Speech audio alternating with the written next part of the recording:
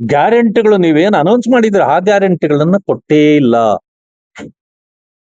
ಆ ಗ್ಯಾರಂಟಿ ಹಣ 52,000 ಕೋಟಿ ಅಂತ ಹೇಳಿದಿರಲ್ಲ, ಅದರಲ್ಲಿ ದಲಿತರಿಗೆ ಹಣ ಕೊಟ್ಟಿಲ್ಲ. ಅವ್ರಿಗಾಗಿ ಅವರ ಅಸೆಟ್ ಕ್ರಿಯೇಟ್ ಮಾಡ್ಲಿಕ್ಕೆ, ಅವರ ವಿದ್ಯೆಗೆ ಫೀಸ್ ಕಟ್ಟಲಿಕ್ಕೆ, ಶಾಲಾ ಕಾಲೇಜುಗಳಿಗೆ ಸೇರ್ಲಿಕ್ಕೆ ಕೊಡ್ಲಿಕ್ಕೆ, ಅವರಿಗೆ ಆಸ್ತಿ ಮಾಡಿಕೊಡ್ಲಿಕ್ಕೆ, ಅಸೆಟ್ ಕ್ರಿಯೇಟ್ ಮಾಡ್ಲಿಕ್ಕೆ ಪರಿಶಿಷ್ಟ ಜಾತಿ ವರ್ಗಗಳಿಗೆ ಇಟ್ಟ ಹಣವನ್ನ ನೀವು ಈ ತಾತ್ಕಾಲಿಕ ನಿಮ್ಮ ಯೋಜನೆಗಳು ಅಂತವುಗಳಿಗೆ ಅದನ್ನು ಯೂಸ್ ಮಾಡಿದ್ದೀರಿ. ಇದು ಅಸಂವಿಧಾನಿಕ. ನೀವು ದಲಿತರಿಗೆ ಮಾಡಿದ ದ್ರೋಹ. ಇದಕ್ಕಾಗಿ ಖುಷಿಯಾಗಿ ದಲಿತರಿಗೆ ನಾವು ಮಾಡಿದ ದ್ರೋಹಕ್ಕಾಗಿ 3ನೇ ವರ್ಷದ ಸಾಧನೆ ಸಮಾವೇಶ ಅಂತ ಏನಾದ್ರೂ ಮಾಡ್ತಿದ್ದೀರಾ? 3 ವರ್ಷಕ್ಕೆ 3 ನಾಮ ಹಾಕಿದ್ದಾರೆ ಜನರಿಗೆ. ವಾಲ್ಮೀಕಿ ನಿಗಮದಲ್ಲಿ 187 ಕೋಟಿ ನೇರವಾಗಿ ಅಕೌಂಟ್ಗಳಿಗೆ. ನೋಡಿ, ಇಂಥ ದೊಡ್ಡ ಕಳ್ಳತನ, ಇಂಥ ಲೂಟಿ ಯಾರೂ ಮಾಡ್ಲಿಕ್ಕೆ ಸಾಧ್ಯ ಇಲ್ಲ.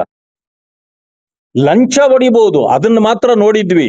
ಏನಾದ್ರೂ ಕೆಲಸ ಕಾರ್ಯಗಳನ್ನ ಮಾಡಿಕೊಟ್ಟಾಗ ಲಂಚ ಹೊಡೆಯೋದು ಅದು ನಾವು ಕಂಡಿದ್ದದ್ದು.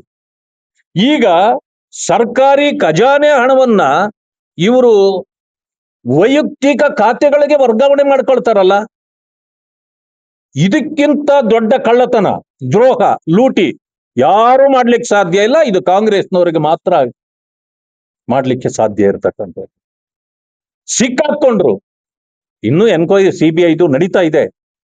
ಅದರ ಮಧ್ಯದಲ್ಲಿ ಆವತ್ತು ಮಂತ್ರಿಗಿರಿಯನ್ನು ಕಳ್ಕೊಂಡ ನಾಗೇಂದ್ರ ಅವರು ಇದುವರೆಗೂ ವಾಪಸ್ ಬರ್ಲಿಕ್ಕಾಗಿಲ್ಲ. ಯಾಕೆ ಅಂತಂದ್ರೆ ಸಿಕ್ಕಾಕೊಂಡಿದ್ದಾರೆ. ಸಿಕ್ಕಾಕೊಂಡ್ಮೇಲೆ ಮುಖ್ಯಮಂತ್ರಿಗಳು ಹೇಳ್ತಾರೆ, ಆ ಹಣ ಎಲ್ಲ ರಿಕವರಿ ಮಾಡಿಬಿಟ್ಟಿದ್ದೀವಿ. ಎಲ್ಲಿ ಮಾಡಿದ್ರು? ಮುಖ್ಯಮಂತ್ರಿ ತಾನೇ 14 ಸೈಟ್ಗಳನ್ನ ಕದ್ದು ಮೂಡಾದಲ್ಲಿ, ಅದು ನನ್ನ ಸ್ವಂತದ್ದು, ನನ್ನ ಹೆಂಡತಿಗೆ ಬೇರೆ ಇದು ಅವರ ಅಣ್ಣ ಅವರು ಕುಂಕುಮ ಭಾಗ್ಯ ಅಂತ ಕೊಟ್ಟಿದ್ದು, ಏನೆಲ್ಲ ಡಿಪೆಂಡ್ ಮಾಡಿದ್ರಿ. ರಾತ್ರಿ ವಾಪಸ್ ಕೊಟ್ಬಿಟ್ರಿ. ಯಾಕೆ? ನಿಮ್ಮ ಸ್ವಂತದ್ದಾದ್ರೆ ಯಾಕೆ ಕೊಟ್ರಿ? ಅಂದ್ರೆ ಕದ್ದು ಮಾಲು, ಅದಕ್ಕೆ ವಾಪಸ್ ಕೊಟ್ಬಿಟ್ರಿ. ಆಯ್ತು.